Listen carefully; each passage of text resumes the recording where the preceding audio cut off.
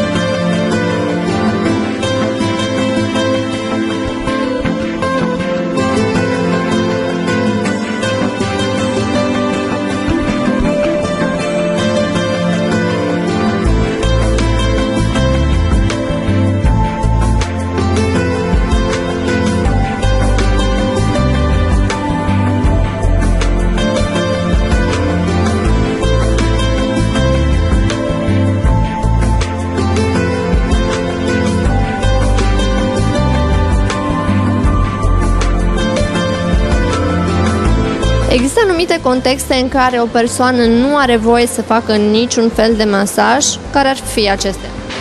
Da, am spus încă de la început că atunci când pacientul este așezat pe pat și chiar și înainte se face o anamneză cât de cât amănunțită asupra lui, se iau serios în considerare probleme dermatologice, probleme de respirație. Nu se efectuează masaj în urma intervențiilor chirurgicale la scurt timp doar cu acordul medicului. Probleme contagioase pot fi persoane care au diferite boli contagioase și atunci nu se poate efectua, tumori maligne și cam astea ar fi cele mai uzuale, să zic așa. Roxana, eu îți mulțumesc mult pentru sfaturile acordate. Dragii mei, în a doua parte a emisiunii vom vorbi despre masajul energizant și masajul cu pietre vulcanice. Așa că alături de mine se află Adi, fiziokinetoterapeut, care ne va da cele mai bune sfaturi. Bună seara și bine te-am găsit! Bună seara și bine v-am găsit! În primul rând, aș vrea să te întreb cum creăm atmosfera perfectă, în așa fel încât să ne relaxăm complet. În primul rând, încăperea în care se face masajul trebuie să fie foarte bine aerisită. Temperatura din interiorul ei să fie, nu știu, o temperatură optimă de 22-25 de grade. Suprafața pe care se face masajul să fie moale, dar în același timp stabilă pentru pacient. Putem să folosim aromoterapie, muzică ambientală și, în primul rând, pacientul trebuie să se simtă bine, să interacționeze cu terapeutul pentru ca relaxarea să fie totală. Sigur, înainte de emisiune povesteai tu că ar fi bine să facem și o saună înainte de a veni la masaj. Ei, uite că aici avem posibilitatea, pentru că ne aflăm la un centru spa, putem face o saună, după care să mergem la masaj, pentru ca porii noștri să fie deschiși. Da, e indicat să se facă și o saună înainte, pentru că musculatura se relaxează în primul rând foarte tare și porii sunt foarte deschiși și absorb mult mai ușor uleiul, care este natural și e foarte sănătos, e foarte bun pentru piele. Pe lângă masajul de relaxare, avem parte totodată și de aromoterapie, nu? Și cromoterapie cu ajutorul lumânărelelor. Da. Se mai face și, pe lângă masajul de relaxare, se mai face și un masaj energizant, care e indicat în special sportivilor sau oamenilor care au o zi încărcată de muncă. Și pentru că am ajuns la acest subiect, aș vrea să dezvoltăm puțin mai mult. În primul rând, ce este un masaj energizant sau care ar fi tehnica, cum se face el?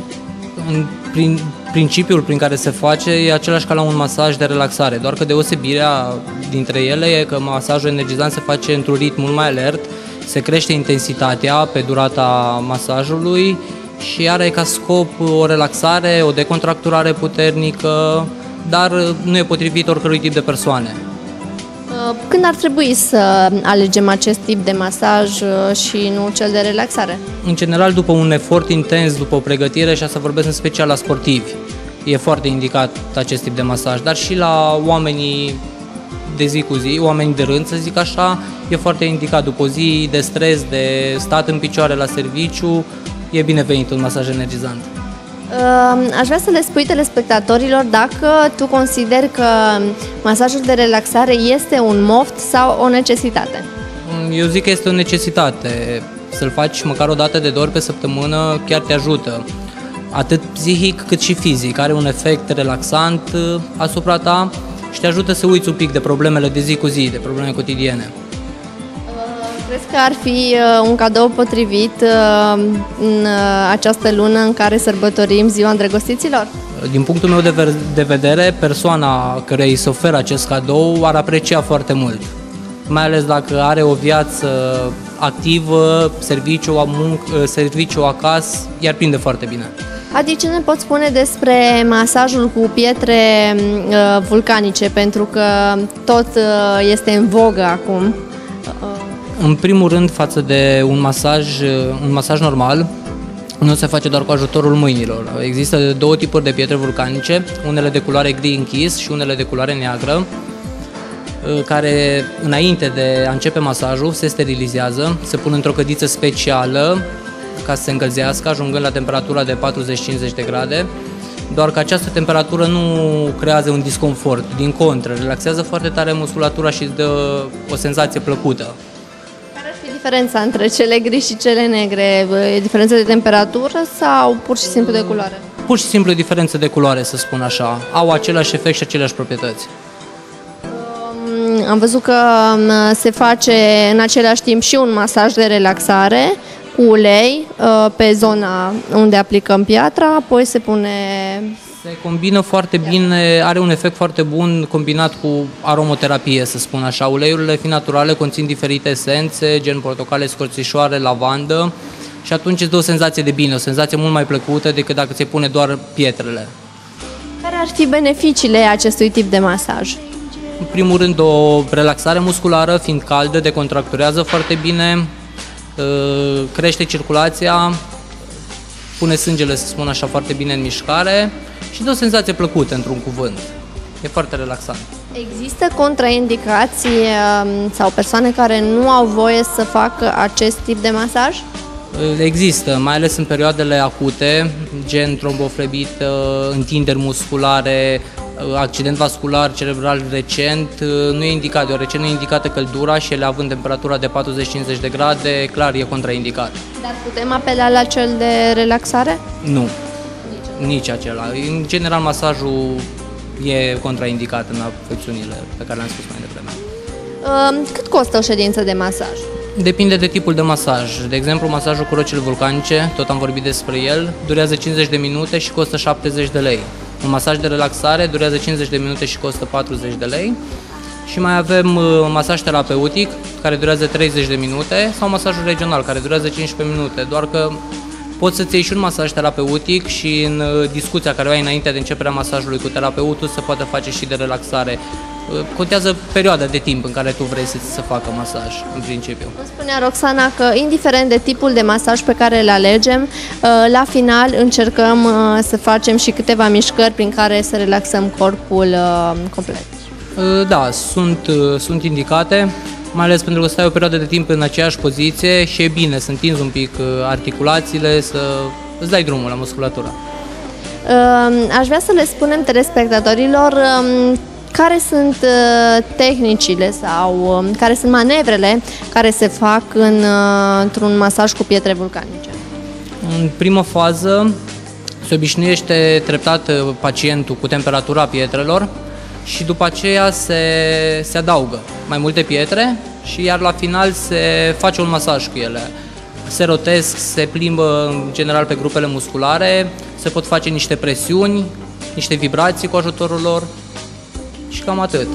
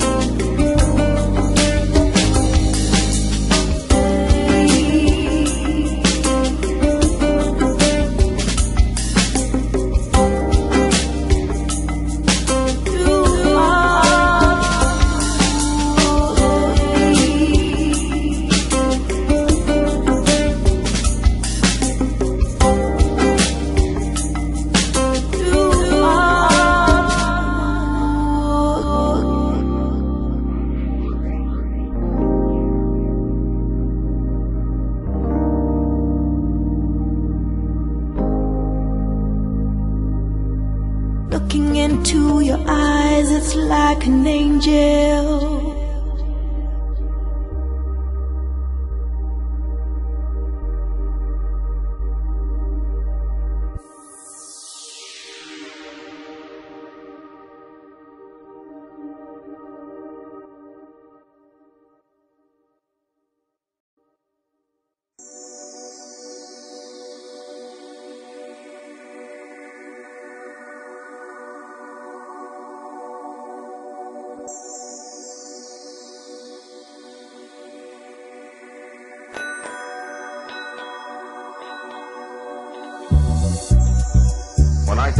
future, I think of this business of mine.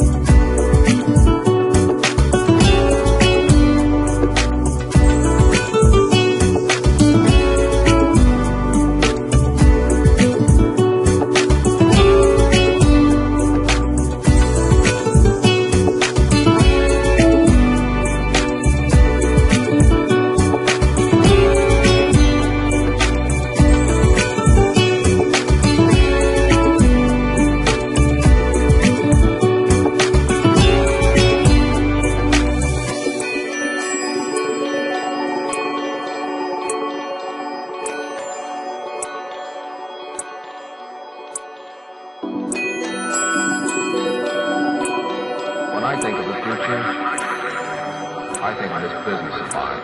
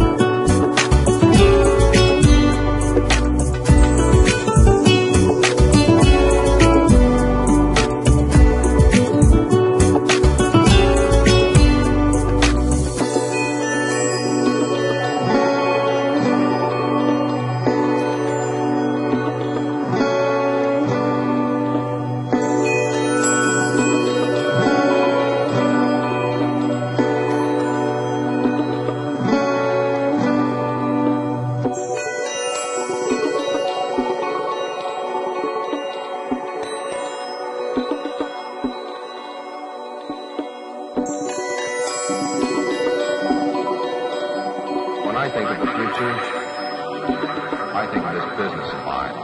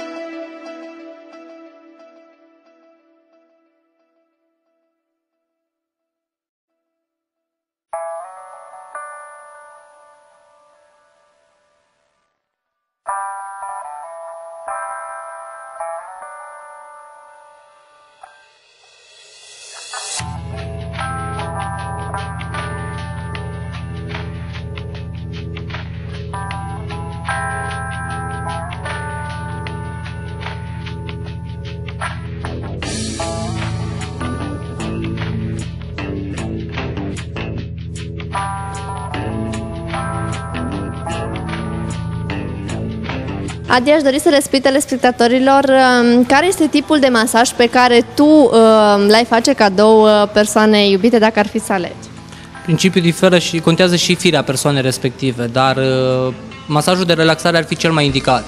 Pentru că după o zi de muncă obositoare sau o săptămână stresantă, mai ales că vine la sfârșitul săptămânii, chiar e binevenit și te ajută foarte mult să ai un weekend cât mai plăcut, să spun așa. Eu îți mulțumesc mult pentru sfaturile acordate. Dragii mei, am văzut că masajul poate fi o variantă pentru un cadou reușit de Valentine's Day sau de dragobete, de ce nu? Așa că vă sugerez să mergeți la un centru spa și să oferiți persoanei iubite o zi în care să se relaxeze complet și, bineînțeles, să-i oferiți și o ședință de masaj. Eu vă aștept sâmbătă viitoare la aceeași oră cu subiecte la fel de interesante, dar până atunci să nu uitați că nu trebuie să lăsați să treacă nicio zi fără să auziți, să priviți sau să citiți ceva frumos. La revedere! Încă din cele mai vechi timpuri, oamenii au căutat frumusețea. Vă amintiți de zeițele Olimpului și în acea vreme, femeia reprezenta simbolul frumuseții. Și în modă s-au produs o mulțime de schimbări de stiluri de haine și schimbările continuă și acum. Frumusețea este de fapt starea de bine de care avem nevoie fiecare dintre noi, pentru că ne simțim bine atunci când arătăm bine. Așadar, vă invit să călătorim împreună în universul frumuseții. Rând pe rând, cu fiecare emisiune vom merge peste tot, la salon, la designer de modă, la gimnastică și la medici.